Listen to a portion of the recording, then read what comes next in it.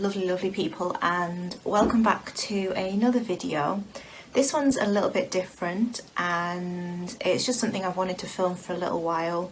It's something I've really been interested in and reading up a lot on at the moment and really getting into, and I hope it really kind of can help some of us. The whole thing with this is it's very new to me, but it clicked so quickly with me, and it's really made a dramatic positive impact on my life and the way I feel every single day.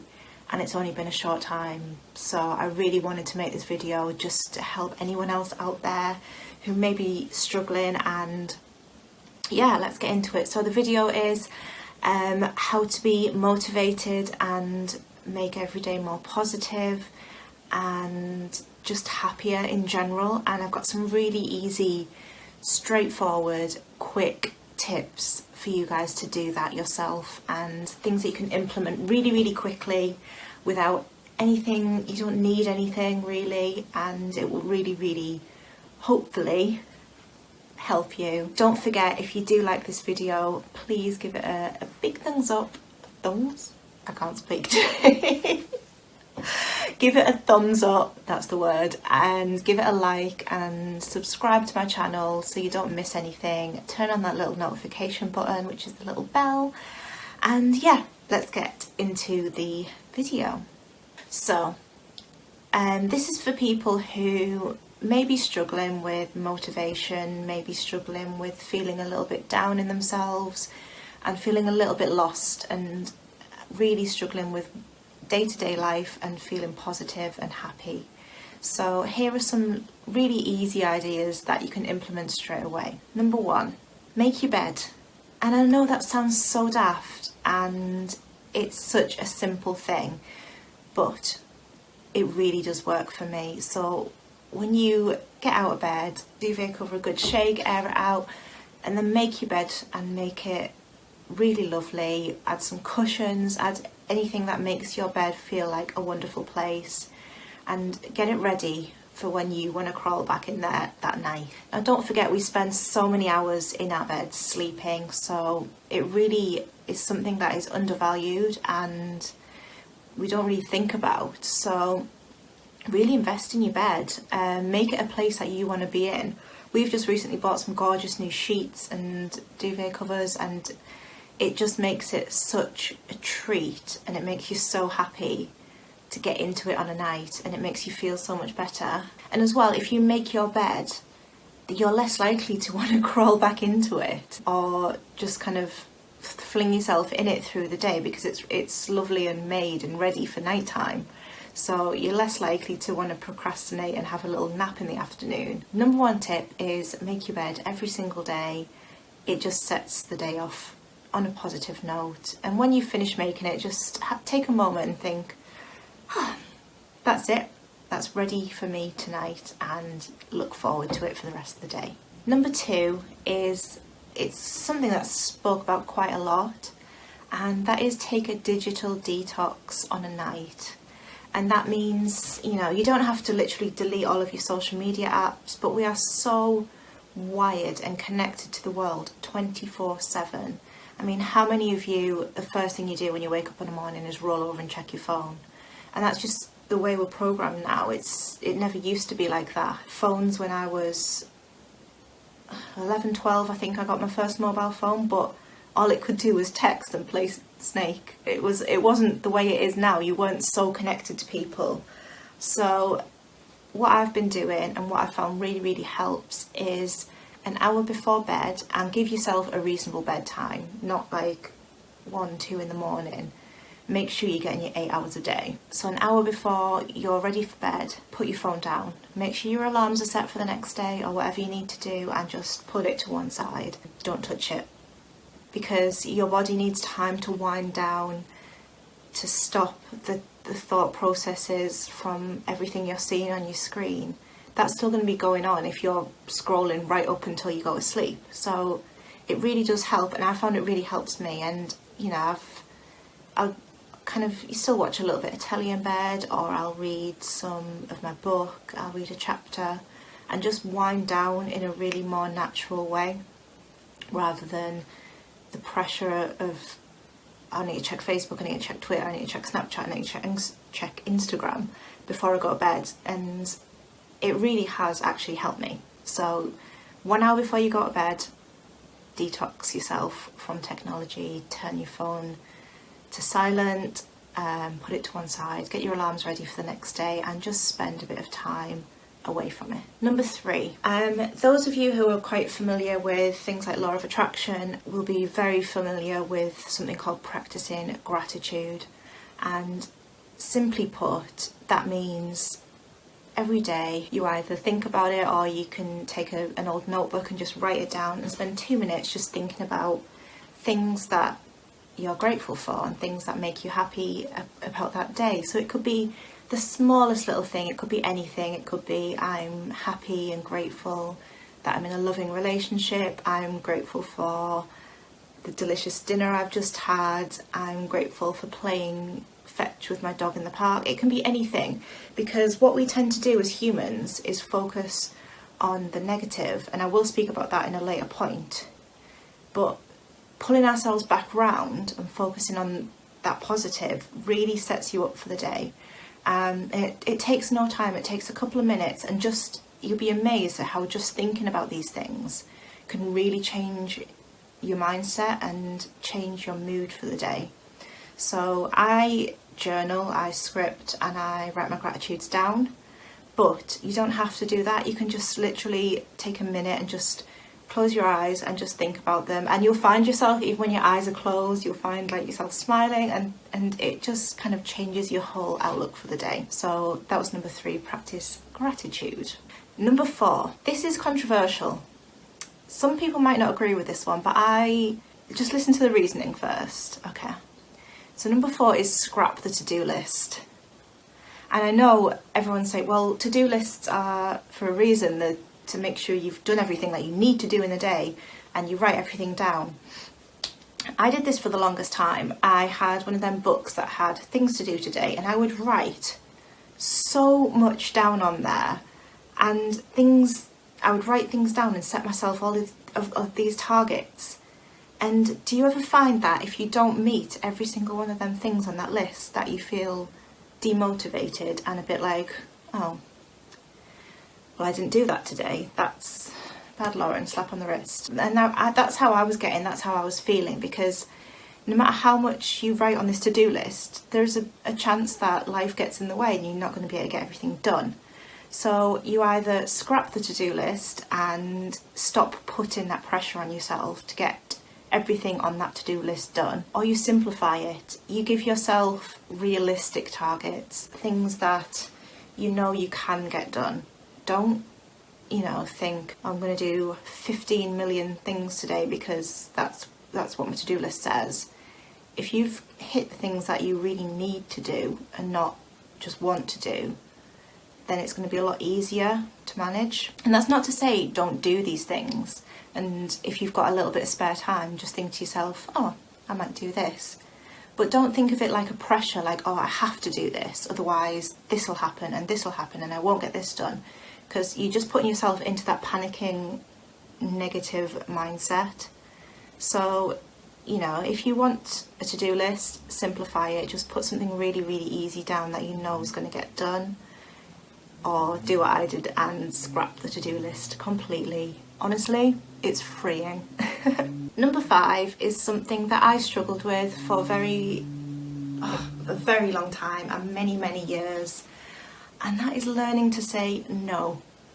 And I'm the sort of person that I'm very loving, and I like to make people happy, and I'm very kind-hearted, at least I think so anyway. I try to be, and sometimes I found that I struggle saying no to people when I don't want to do something, or if they've asked me something and I feel obliged to do it. And that's something you should never be afraid to do. And being able to have the confidence to say no is one of the best things you can do for yourself, because it really does make a difference in your life, and it really kind of gives you that boundaries, and then people will respect them boundaries more. If you say, yes to every single thing, even if you don't want to do it, if it puts you out, if it kind of puts extra pressure on you that you don't want, that's not good. That's not you living your life how you want to live it. So learn to say no, and not just in a nasty way. You don't have to be horrible about it. You can just say, do you know what, I'd love to help, but at this time I just can't. And that's all you have to say. And learning to say no to people and learning not to be kind of a bit of a pushover, which I totally was, and I probably still am a little bit of a pushover, because I am still the sort of person who will try and do anything for anyone, but I know my boundaries now, and I know that I know when I'm not being respected. And that revelation came, last year to me during my wedding. I knew there was certain instances where I wasn't being respected, and that's why I kind of had to develop that thing of saying no and sticking up for myself a little bit more. Okay, what are we on? Number 6. One of my favourite ones, and that is stop making excuses. Have you ever thought, I want to do this, but I can't because of this, and I want to do this, but I can't because of that. There's people in the world who literally have excuses for everything, and that is mostly come from fear of not being able to do it, so that instead of trying, they will make an excuse and make that up. So one tip you can do is, if you find yourself making excuses for something, write down what you want to do, write down your excuse underneath, and then underneath write the question why, and ask yourself, why am I making this excuse? What am I afraid of? What am I scared of that's going to happen? Why can't I do this? And then turn it around and write I can, and just work through it that way, and just try and find out why you're making excuses, because that's not healthy. Obviously there's times where everyone makes excuses, but there's you'll notice with certain people there is always an excuse. There is always something that's happened that's not their fault, and that's why they can't do it. Yeah, just really, challenging yourself to think, well, am I just making excuses? Am I making it difficult for myself to receive any positivity or get anything done? That can be really, really helpful. So yeah, challenge those excuses. So leading on from that and making excuses, the next point is giving energy to negativity and lack. And that basically is, again, very much to do with law of attraction, and it's when people give all of their energy to the negative thoughts and the thinking of what they don't have in their life. So take money, for example. So someone might say, oh, I'd love to be able to go on holiday there, but that's never going to happen. I'm never going to have that kind of money. And all they're doing there is focusing on negativity and the lack of money in their life, rather than putting themselves in a position where they can be hopeful or happy, or and it really can cause a lot of stress by focusing on lack and negativity. All of our thoughts are on a certain frequency, and everything is made of energy. I mean, it's scientific, everything is made of energy. And when you put the little, I don't know what it's called, is it the little brainwave machines in the hospital, and you can measure your thoughts actually have little energy frequencies. Things around you and people around you and everything in general responds to the frequencies that you are putting out. So if you're putting out constant negative frequencies and panicking about what you don't have, that's all you're going to draw towards yourself, because that's what you're emitting. It's really, really interesting. I started watching a lot of documentaries and YouTube videos and listening to podcasts all about this. It's all free information. You can get it anywhere. You don't have to pay for anyone expensive to tell you these things. It's very available, this information. It's all about kind of changing your mindset to draw in things towards yourself that you're putting out. So if you're putting out negativity, that's all you're going to get back, and your thoughts influence your actions. So if you constantly have negative thoughts and thoughts of lack, your actions are never going to be triggered to do anything about that, because all you're saying to yourself is, why bother trying? Whereas if you're more positive and think, well, I have money coming to me, I'm going to get that job that I want, I am going to be successful, that's okay, I know that's coming to me. You're putting yourself on that positive frequency, and in your mind, you're going to trigger more actions that are going to lead you down that way. And before I even read about this stuff, especially with like money and things like that as well, I didn't realise that it's something my husband has always done. Unconsciously, he has always used the law of attraction to bring success to himself. I mean, when I met him, he didn't have a job, he was bouncing around from job to job, but he has always had that mindset that I'm going to make money. I'm going to have a successful business. We're not going to worry about money. We're going to pay our... He tells me all the time, we'll pay our mortgage off early. It's fine. It's going to happen. And for years, that mindset absolutely baffled me, because I was like, how can you be sure? How can you know this? And he didn't know it. He just believed it. And he's now working for himself. He has a successful business that he absolutely loves going to every day. We live in a beautiful home, and we're very comfortable at the moment. It just baffles me that the tiniest little mindset change can create such big waves. So yeah, really stop giving that all your energy to negativity, and don't focus on the lack of what you have. Focus and really believe that it's going to become better for you, and you're going to get everything you want, because it does make a difference. Okay, the next one's super easy as well, and that is just set aside some time for yourself. And I know there's going to be lots of people who have children and busy lives, and they're going to say, oh, I don't have time for that, I don't have time to do this, I don't have time for myself through a day. Every single person will have 5 minutes in the day. I don't care what you're doing. If it's after the kids are in bed, if it's, first thing on the morning before they wake up, you need to take 5 minutes, and you need to put aside your phone, and you just need to have a sit down or lie down and just breathe. Focus on slowing down your thoughts, focus on making calming breaths, and just chill out for 5 minutes, and you'll be surprised how much it really de-stresses you and clarifies your mind. It could be, you don't even have to spend 5 minutes lying or sitting still. You could just go and sit in your garden, you could take a little, just walk around the block.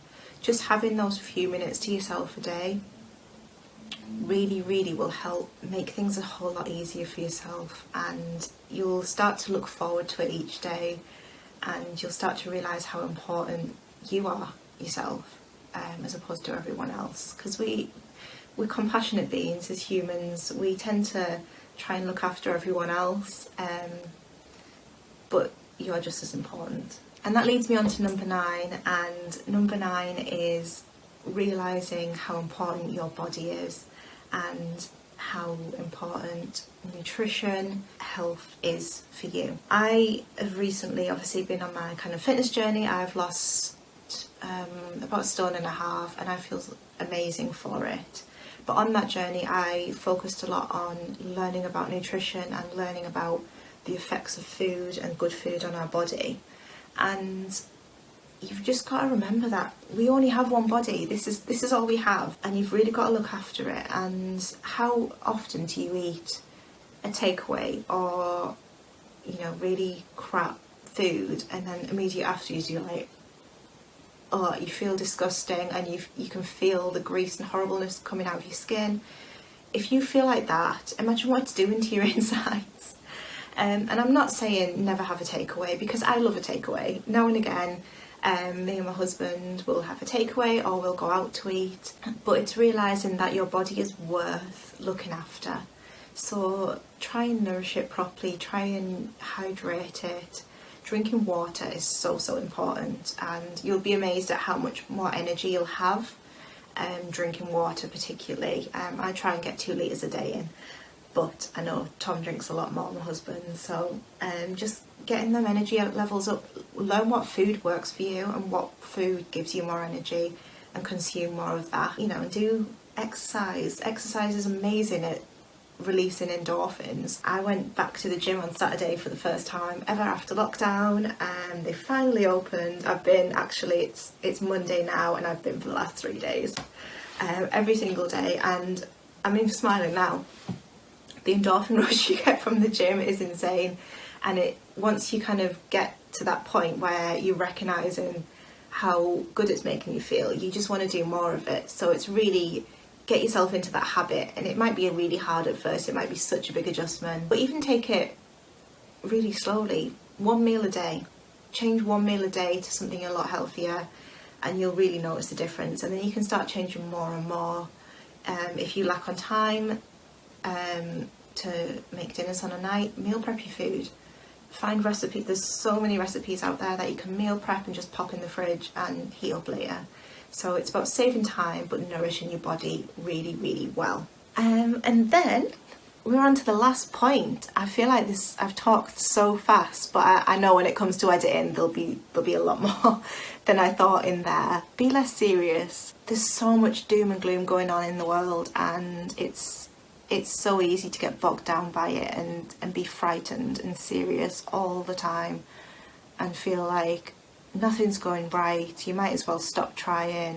And being too serious can lead to being negative, and being afraid of actually just living your life and enjoying it.